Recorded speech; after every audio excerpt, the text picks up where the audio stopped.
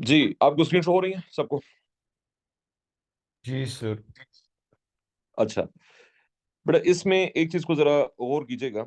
ये notes already यहाँ पे बने हुए हैं, आपने सिर्फ इस चीज को मैं भी ग्रुप पे शेयर भी कर दूंगा।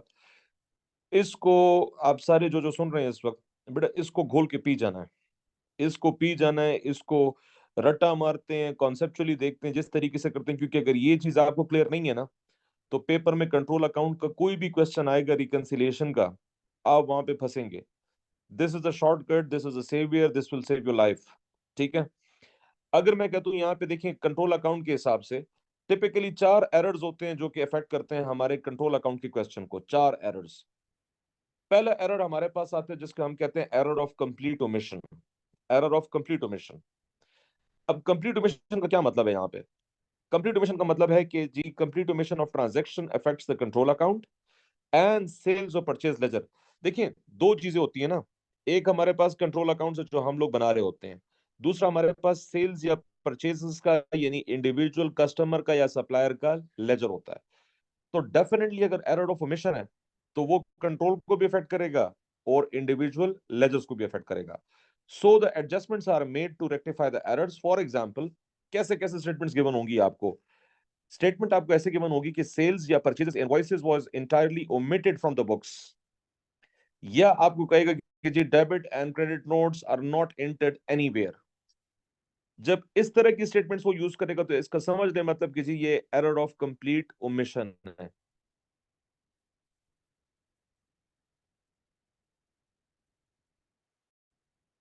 जी, एक सेकंड बेटा। तो बेटा ये पहले टाइप का एरर है, वो एरर जो कंट्रोल अकाउंट्स को इफेक्ट करते हैं। रिकंसिलिएशन स्टेटमेंट बनाते वक्त आपको हेल्प आउट करेंगे, आपको ये 4 चीजें याद रखनी है आज की क्लास में।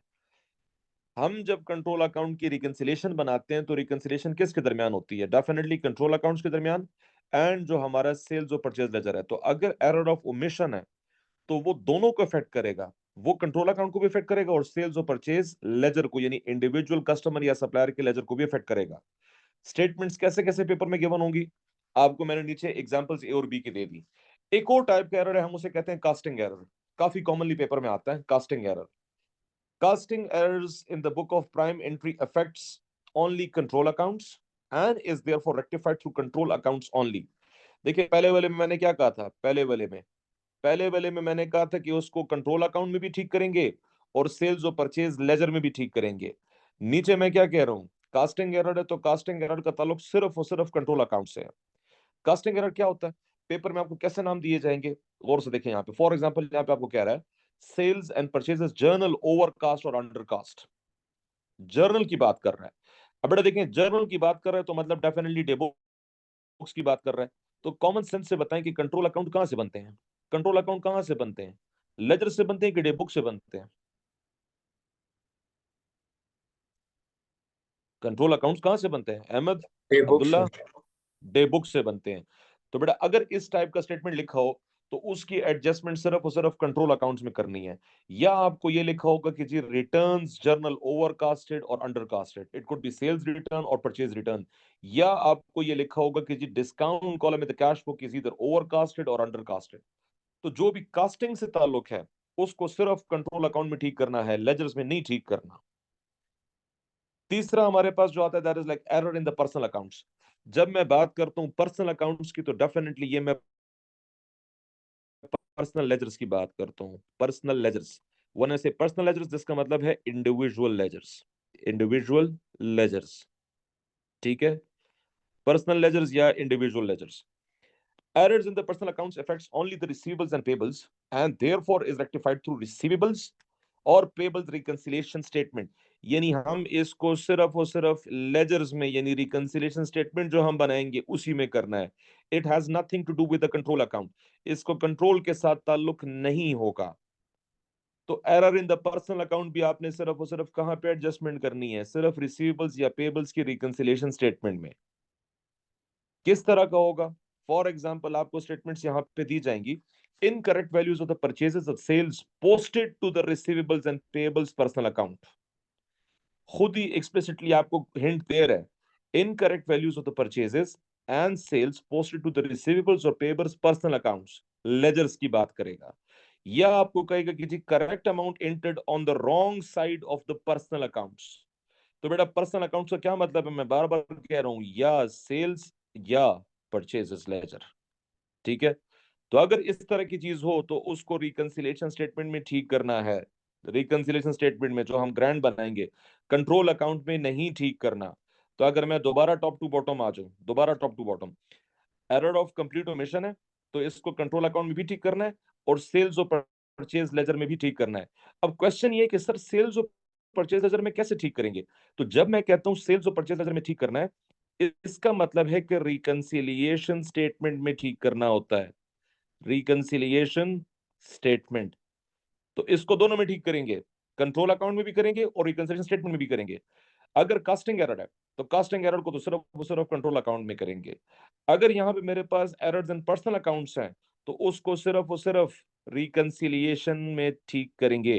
तो व्हेनेवर आई से रिकंसिलिएशन, रिकंसिलिएशन का मतलब यह है कि आप इंडिविजुअल लेजर्स को ठीक कर रहे हो। चौथा एरर हमारे पास आता है, चौथा error, it says incorrect amounts, incorrect amounts entered on the invoice, incorrect amounts entered on the invoice will affect the control accounts and sales and purchases ledger। अब अगेन ये दोनों को अफेक्ट कर रहा है। इनकरेक्ट अमाउंट, देखो आपका source document है invoice, invoice is your basic source document.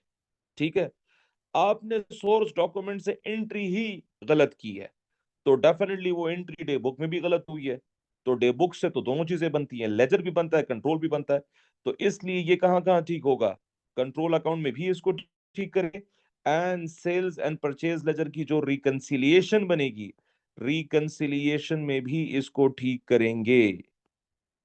and is therefore rectified through adjustment accounts या adjusted control account and receivables or payables reconciliation statement।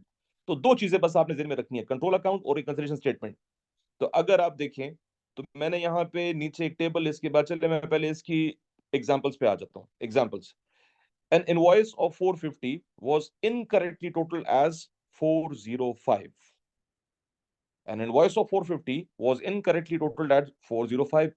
यानी आपने सोर्स डॉक्यूमेंट से टोटलिंग ही गलत की है, तो डे बुक में फिगर गलत पड़ गई, तो उसका इफेक्ट दोनों तरफ आएगा, लेजर पे भी आएगा, कंट्रोल पे भी आएगा।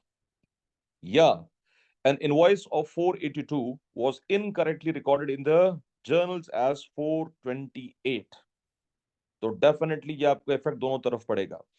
अब ये तो थी इसकी explanation. To cut the long story short, this is the table. ये टेबल आपको रट्टा मारना है पेपर में, ये टेबल आपको रट्टा मारना है, तो this will save your life. देखिए दो चीजें होती हैं, या तो आपको एडजस्टमेंट करनी है कंट्रोल अकाउंट में, या आपका रिसीवेबल्स और पेबल्स की जो रिकंसिलिएशन स्टेटमेंट बनाएंगे। हम ऑलरेडी टॉपिकल्स में क्लास में बना चुके हैं रिकंसिलिएशन स्टेटमेंट। जी Ahmad Abdullah, Abdullah I don't know कि आप क्लास में एब्सेंट थे या प्रेजेंट थे। हमने जब टॉपिकल के क्वेश्चंस किए थे, आपको याद है कि हमने रिकंसिलिएशंस किए थे? जी sir. Ali, Abdullah, Ahmed. Sir physical class में। जी सर। फिजिकल क्लास की बात कर रहा हूँ। जी सर, किए थे, याद है। अहमद आपको याद है? जी सर याद है। अच्छा, मुझे एक चीज याद नहीं है, ये मुझे आप लोग याद कराएं, जरा रिकैप कराएं। ये नोट्स तो काफी पुराने नोट्स हैं, मुझे ये याद नहीं है कि मैंने ये नोट्स क्लास में शेयर कराए थे कि नहीं कराए थे। किए थे सर, कराए हमने थे सर, कॉपीज में लिखे हैं सर। कॉपीज लिखे में हैं ये लिखे। आपने? जी जी जी पक्की बिल्कुल। बात है? जी सर। जी जी। चलो गुड है, गुड है, गुड है। बस ठीक है, मैं इसी को जरा रिकैप करना चाह रहा था। टाइप्स ऑफ एरर्स आपके पास जो है, टाइप्स ऑफ एरर्स आपने फिर कॉपीज में ये टेबल भी एज इट इज किया होगा, टेबल भी फिर आप लोगों ने जी बनाया सर होगा। बिल्कुल। चलो परफेक्ट है, परफेक्ट है। अगर मैं यहाँ पे कहता हूँ कास्टिंग एरर, मेरे पास यहाँ पे है कास्टिंग एरर, तो कास्टिंग एरर डेफिनेटली इसकी एडजस्टमेंट कहाँ पे करेंगे? Casting error in the book of prime entry. अब बुक ऑफ प्राइम एंट्री की बात कर रहा है, यहाँ पे कास्टिंग एरर है, तो यहाँ पे adjustment in the control account yes, reconciliation no, complete omission दोनों yes yes, individual errors in personal accounts तो no and yes, errors in the source document, source document तो बेटा दोनों में जो है आपका यस यस होगा। तो आपको अगर ये टेबल जेन में याद है तो फिर इसकी बेस पे आपका कोई मसला रिकंसिलिएशन में नहीं हो सकता। एक और टाइप का एरर, सेल्फ एक्सप्लेनेटरी एरर्स। ये एरर क्वेश्चन में खुद ही बताएगा आपको कि कंट्रोल अकाउंट में एंट्री ठीक हुई है लेकिन लेजर्स में गलत हुई है, या लेजर्स में एंट्री ठीक हुई है कंट्रोल में गलत हुई है। तो जो सेल्फ एक्सप्लेनेटरी है बेटा, उसके लिए तो आपने कोई रट्टा नहीं मारना, वो जो कह रहे हैं बस उसको आपने फॉलो करना है, nothing else. Is it clear?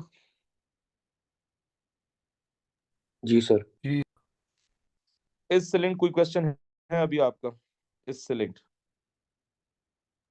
No sir. Rahman, Ali Javed, Mustafa, Tayyaba, कितनी समझ आ रही है? सर आ गई है। सर आ रही है।